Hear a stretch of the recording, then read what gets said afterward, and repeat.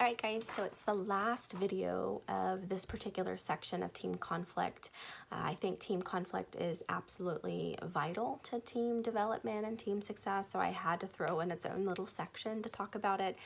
This particular section is going to talk about the dysfunctional team. So let's review the Tuckman model that I had mentioned earlier and the 4 different stages. You've got forming, storming, norming, and performing. So the forming stage is when the team actually starts to get together. The storming stage is kind of where we're at right now when we talk about that conflict and all the different things that can happen, and that's that disagreement stage, if you want to think about that. The next stage will be the norming and then the performing, so we'll get into that on the next video sections. And those are basically it. So back to that storming stage. We've already talked about a few different ways to deal with it. So we talked about the Thomas-Kilmann instrument model.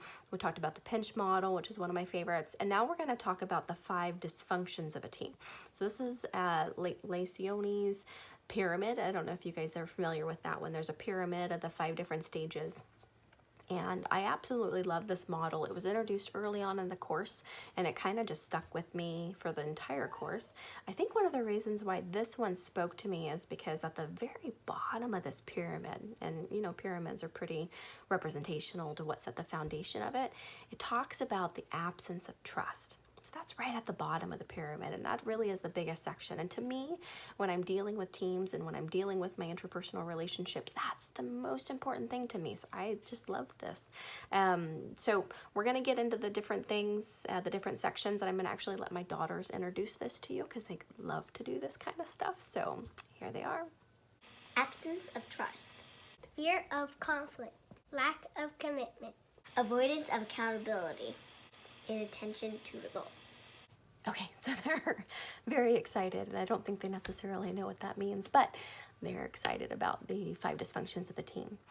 So let's get back to that absence of trust. Like I said, that's at the foundation of the pyramid, and it's pretty important. Now, there's a lot of ways that you can lose trust in the team, and it's one of the most important things to preserve. So we had talked about the conflict modes that actually help with some of those more superficial levels. If you try to avoid conflict altogether, then you'll never be able to work through things. So you also have ways to develop that trust if you're actually dealing with the conflict and then working to process, improve, and working through it. So conflict can be actually pretty positive to build that trust. But if you don't deal with the conflict and you neglect it in the pinch model, then you can actually lose that. So that absence of trust is pretty important. So you want to stick with that area. The next thing is this other layer of fear of conflict. You don't want to be afraid to actually and get involved with conflict. Conflict can be beneficial for a team. If 2 people don't agree, then they're gonna not hash it out, but hash it out for lack of a better phrase, but they're gonna work it out, and then eventually the outcome will actually be better and stronger, either material or stronger ideas, because eventually they're gonna come together again. So fear of conflict can be very bad for a team if you're in that avoiding stage. If you guys remember back to the Thomas-Kilmann instrument, if you're in that avoiding stage the entire time and you just don't want to get involved, not a lot of good ideas come from that. So you want conflict to happen. The next one is lack of commitment. So if you have team members that are not committed to the team, initially when you do that team formation stage, if they're not truly committed to the team, it's going to be difficult to get them motivated, to get the team on board for purpose and direction, to get the team kind of working and being passionate together if you've got a team member or a couple team members that are not committed, or if it's the entire team. It's hard to get that motivated to go. The next one is the avoidance of accountability. So this one's big because accountability is a big part of it. Now, initially in the formation stage, if you set through and you establish accountability roles, like we had talked about in the beginning, then that accountability will hopefully be there. But occasionally you've got people doing things and making mistakes and they don't have any accountability for it. It can lead toward a lot of mistrust, a lot of tasks. I guess you're giving them tasks to do it, they don't complete it, and so you're delegating and stuff's not getting done and they just don't have that accountability. It's difficult. It's a difficult situation to work through. So you've got to pay attention to that.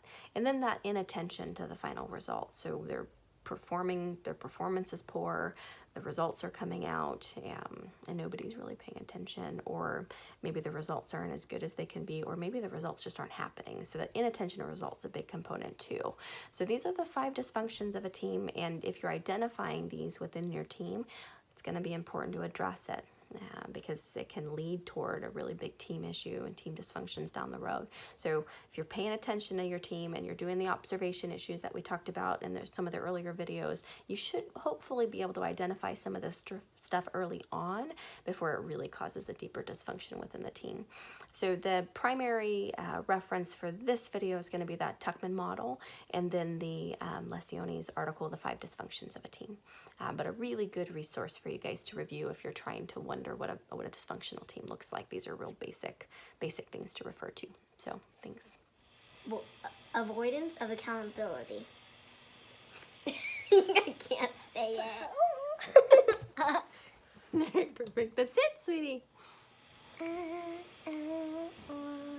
Put the elf spinning.